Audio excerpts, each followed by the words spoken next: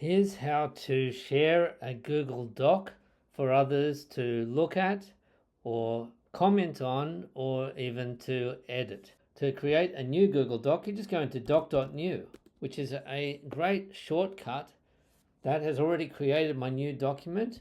I'm going to say what this document is about.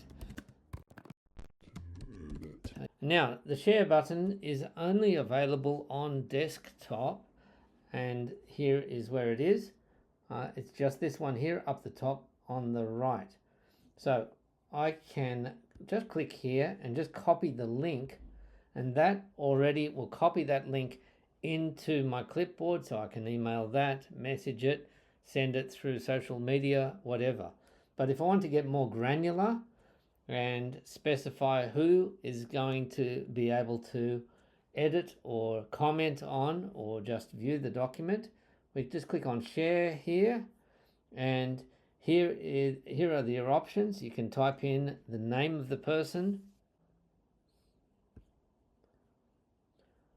You can send a notification message to them as well, and you can make them editors or just viewers or commenters. So a commenter can add comments but not actually change the basics of the document itself.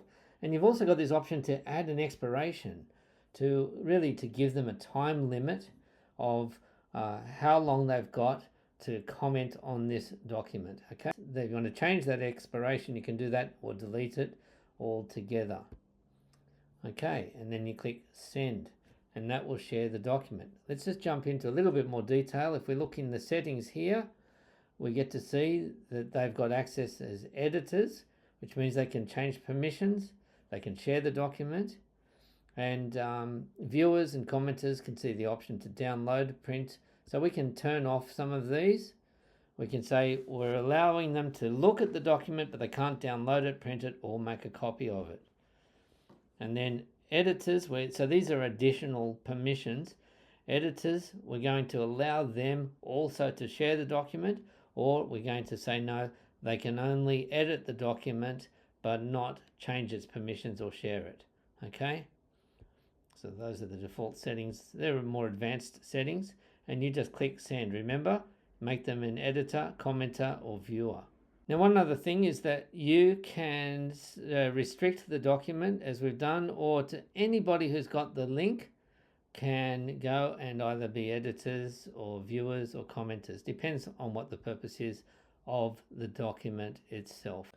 And now this share button is visible only in Google Docs online on the browser.